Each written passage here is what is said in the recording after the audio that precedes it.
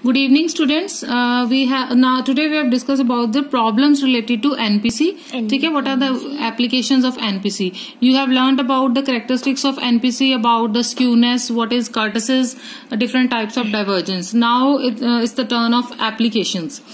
Now we have given normal distribution of 500 scores, with mean equals to 40, standard deviation equals to 8. Okay. Now what percentage of cases lie between 36 and 48? Now we have to calculate that how many percentage of cases lie between 36 to 48. So first of all, raw score is given to us. Okay. Now we have to convert it into Z score. Now for Z score, as you already know the formula, Z equals to X minus M divided by standard deviation. X given hai, this is X. Okay. Score X1 and X2 is given. X first we have Z score for 36, X the value 36 minus mean given is 40 and divided by 8. Okay. So first आ गया सारे को Z score for raw score 36 is negative 0.5 sigma. Z score similarly for raw score 48. Calculate in the put the value in this formula. 48 minus 40 divided by 8. You get plus 1.00. Now the Z score for 48 is Z plus 1 sigma and Z score for 36 raw score 0.5 sigma. But we have to calculate the total percentage of cases lie between these raw scores 36 and 48. Like you have mean given है. Mean आपको कितना given है बच्चे? 40. ठीक है. Mean given is 40. And अपना raw score 36 के लिए आपने Z की वैल्यू कितनी निकाली है? Negative 0.5 sigma. सपोज इधर फॉल कर रहा है. ठीक है. And for 48 you have calculate plus 1 sigma. ठीक है. 1 plus 1 sigma. Now you have to calculate the cases between these two. From mean, what percentage of cases lie between 36 and 48? You have to calculate these cases कि कितने number of cases जड़े lie करते ने between these two Z scores. ठीक है. Now from the table as we see the table. First of all we have to calculate 0.5 sigma. 0.5 sigma here. How many cases you have from mean? You have 19.15 cases. Okay. 19.15 cases. ठीक है. For 0.5 sigma. And similarly for 1 sigma you have 1 sigma. ठीक है. From 1 sigma you have 34.13 cases.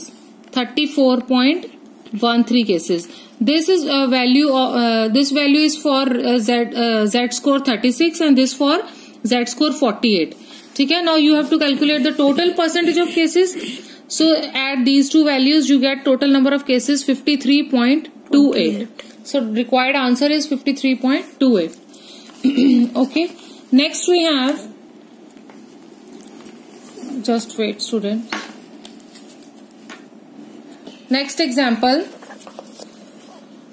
ढंग से ऊपर करो थोड़ा phone. Now we have given a group of 500 college students who have been administered a general mental ability test. ठीक है. Teacher ने मेंटल एबिलिटी टेस्ट को ही लगाया बच्चों को. The teacher wishes to classify the group in 5 categories. ठीक है. Teacher wish to classify them in 5 categories and assign them in grades. Test के अकॉर्डिंगली जो भी उनकी परफॉर्मेंस होगी उसको accordingly grade A, B, C, D में टीचर लगाएगा according to their ability. Assuming the general mental ability is normally distributed. Now given mental ability is normally distributed in the population. Calculate the number of students that can be placed in groups. कितने groups दिए हमें? Given groups कितने हैं? 5. ठीक है. Now first of all problem नु समझो बच्चे. प्रॉब्लम में क्या है कि given group of 500 college students है जिनपे जनरल मेंटल एबिलिटी का टेस्ट लगाया है टीचर ने और टीचर उनको क्लासिफाई करना चाहता है 5 कैटेगरीज में according to the grades A, B, C, D, E. ठीक है. एज्यूम कर लिया है कि जो जनरल मेंटल एबिलिटी है वो नॉर्मली डिस्ट्रीब्यूटेड है in the population. So we have to calculate by using the NPC table the total percentage of cases between each and every group. ठीक है. Now see first of all we know that the total area of NPC, ठीक है, normal curve extends from -3 sigma to +3 sigma, ठीक है, that is over a range कितनी आ गई 6 sigma, ठीक है, 6 sigma, we have a range of 6 sigma because NPC extends from -3 sigma to +3 sigma. Now we have to total groups कितने हैं बच्चे given 5 ना, total groups 5 है. So category इन्हों divide ਆਪਾਂ किस तरह करांगे फिर 6 sigma ਨੂੰ 5 ਨਾਲ divide करांगे, ठीक है. So we have 1.2, ठीक है, 1.2 आ गया.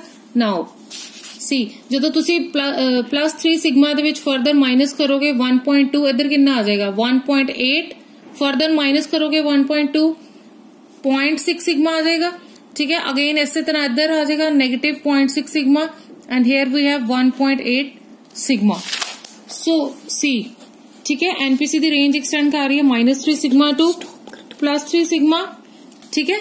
देन तुसी अकॉर्डिंगली माइनस करता इधरों 1.2, सो कितना कीता सी आपां 6 सिग्मा नूं तुसी 5 नाल डिवाइड कीता सी 1.2, सो डिफरेंस ले लिया तुसी 1.2 दा और डिवाइड करता कैटेगरीज दे विच, ठीक है. सो मेन काम तो तुहाडा हो गया, ठीक है. हुण तुसी की करना एनपीसी टेबल यूज करना, ऊपर करके बनाओ ना वीडियो थोड़ी ढंग से, ठीक है. नाउ बच्चे एनपीसी टेबल दे अकॉर्डिंगली तुसी हुण केसेस निकालने ने एनपीसी टेबल दे. सो फर्स्ट ऑफ ऑल तुसी देखो तुसी निकालोगे जदों according to NPC table total percentage of cases from mean to 0.6 sigma किन्ने ने, ठीक है. फर्स्ट ऑफ ऑल मीन इत्थे तुहाडा, first of all you have to calculate mean to point, ऊपर करो अजमवीर थोड़ा, mean to 0.6 sigma you have to calculate the number of cases. So table तो तुसी वैल्यू देखोगे, ठीक है. सिमिलरली निकालोगे जिन्ने केसेस इधर फॉल करनगे उन्ने ही केसेस इधर फॉल करनगे बिकॉज अज्यूम किया होया है कि मेंटल एबिलिटी जी नॉर्मली डिस्ट्रीब्यूटेड है, दैट्स वाई इक्वल ही होएगा बच्चे, ठीक है.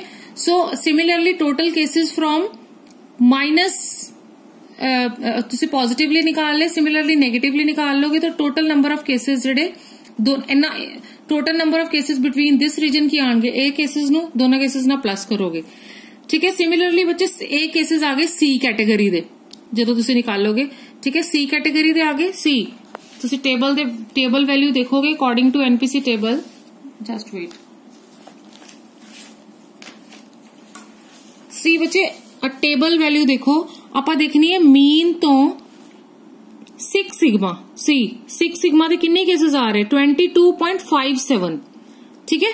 सो सिमिलरली आपा लिखा है कि according to NPC table the total percentage of cases from mean to 0.6 sigma किन्ने आ गए 22.57. सिमिलरली टोटल कितना आ जाएगा दोनों केसेस नु प्लस करांगे, ठीक है. सो कैटेगरी सी दे केसेस निकल आए.